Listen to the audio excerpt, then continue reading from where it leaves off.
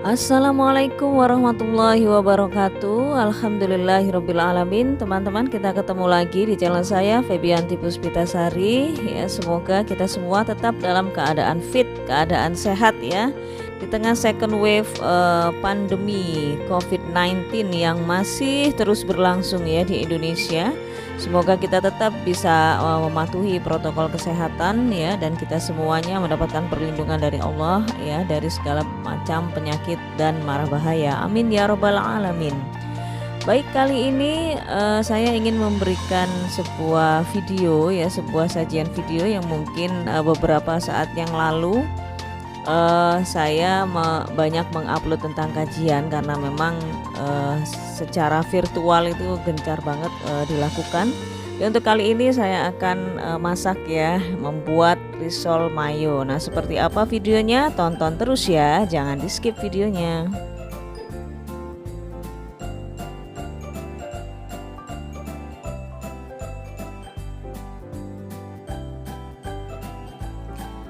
Buat teman-teman yang baru gabung di video saya kali ini, yang belum subscribe, mohon dukungannya untuk subscribe ya setelah nonton videonya minimal 5 menit ya. Dan sebagai bentuk support yang benar-benar tulus ya, syukur-syukur bisa melihat videonya sampai habis.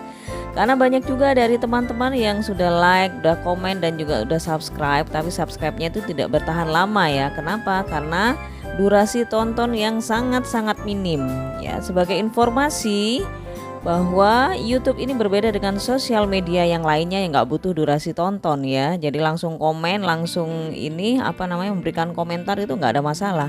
Tapi kalau di YouTube ini, kalau kita belum nonton videonya tiba-tiba komen, itu bisa dianggap sebagai spam atau nyampah gitu ya. Apalagi kemudian tekan tombol subscribe doang dan kemudian keluar, waduh itu makin berbahaya juga ya. Jadi perhatikan bagi teman-teman yang ingin memberikan dukungan ya, tonton dulu videonya minimal 5 menit baru tekan tombol like dan juga subscribe. Terima kasih, yuk kita ikutin videonya sampai habis.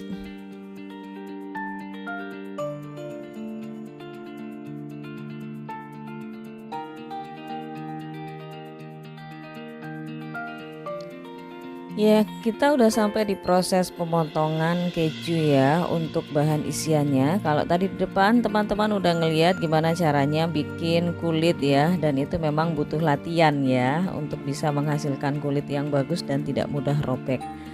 Tadi untuk bahan kulit dan juga isian udah di depan saya tampilkan ya. Mudah-mudahan teman-teman gak ketinggalan ya. Insya Allah ini adalah sebuah cemilan ya, bisa pengganti makan ya, bisa pengganti makan berat kita gitu, karena emang ini kalorinya tinggi gitu, terus rasanya juga premium banget, saya suka banget. Dan anak saya yang kebetulan susah gitu ya, susah makannya, tapi begitu dikasih risol mayo ini dia suka banget gitu. Nah, teman-teman wajib coba nih. Nah, ini dia telur rebusnya, ini 1 butir telur ini bisa jadi 8 potong, jadi cukup hemat gitu. Oke teman-teman, ikutin terus ya.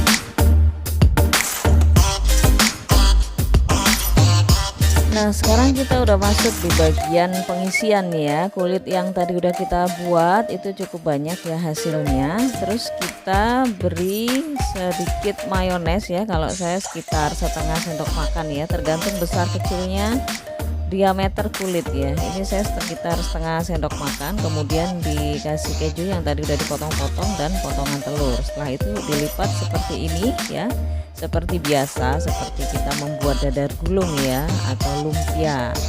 Lakukan semuanya ini sampai adonan kulitnya habis ya.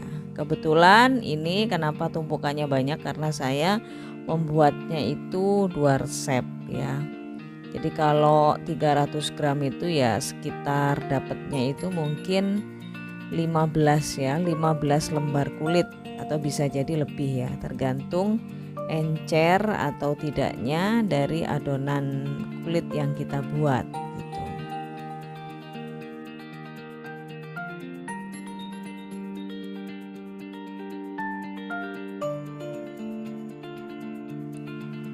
Oh iya, ada sebagian teman-teman kita yang sudah membuat ini tapi isiannya lebih lengkap. Nah, kebetulan pada saat ini karena bahan yang tersedia di tempat saya hanya mayones, keju dan telur, ya akhirnya isiannya itu. Tapi sebenarnya untuk versi lengkapnya itu bisa diisi dengan tambahan ini ya, apa namanya, daging asap yang dipotong kecil-kecil ya seperti keju, tapi kan daging asap itu kan tipis ya.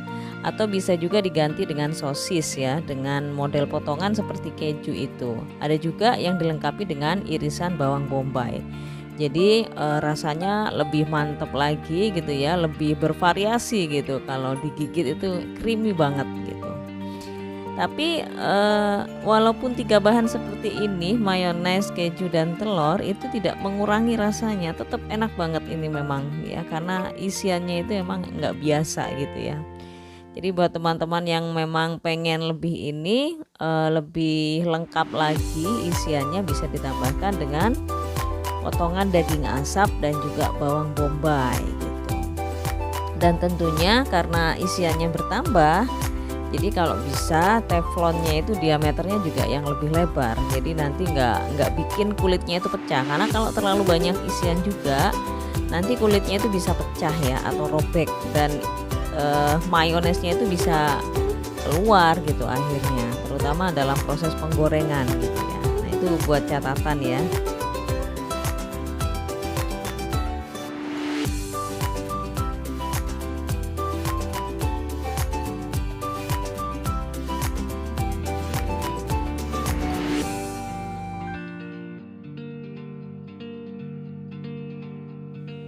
Nah, jadi untuk melakukan proses ini ya, dari penimbangan bahan sampai kemudian siap ya ininya, risolnya untuk digoreng, itu minimal membutuhkan waktu sekitar 45 menit ya gitu. Dan sebagai catatan juga, ketika misalnya ini semuanya udah selesai prosesnya, semua risol itu udah ditepungin ya, udah beri baluran tepung panir seperti ini, jangan langsung digoreng, tapi masukin dulu ke dalam kulkas ya atau freezer minimal sekitar 10 menit ya, agar adonan telur dan juga tepung panirnya ini merekat secara sempurna gitu. Dan untuk membuat risol ini nanti jauh lebih crispy ketika digoreng ya, itu catatan ya teman-teman ya.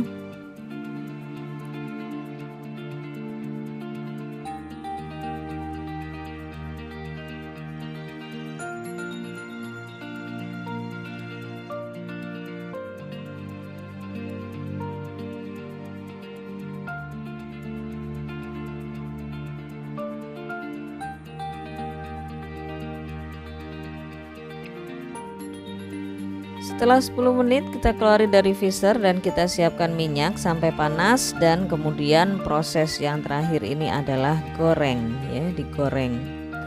Jangan terlalu lama biar tidak gosong ya, karena sebenarnya risol ini kan udah mateng ya, baik dari sisi kulitnya ataupun isiannya, cuman kita tinggal mematangkan tepung panir yang tadi sudah dibalurin sama kocokan telur ya.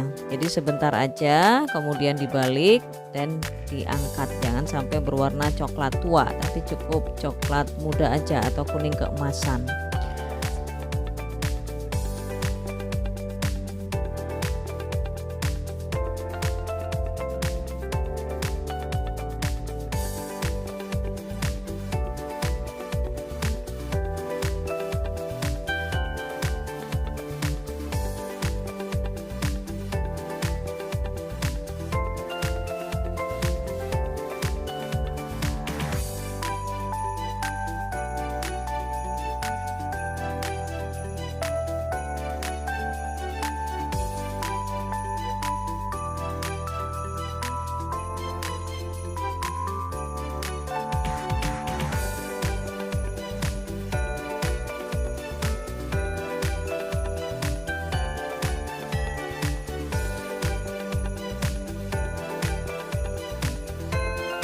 Nah ini dia hasilnya, jadi warnanya cukup seperti ini aja ya, biar tidak terlalu gosong.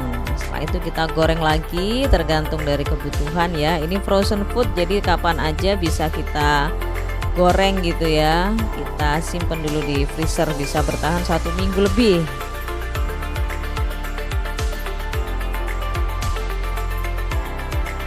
Demikian video saya kali ini, semoga bermanfaat. Jangan lupa like, comment, dan subscribe. Terima kasih. Wassalamualaikum warahmatullahi wabarakatuh.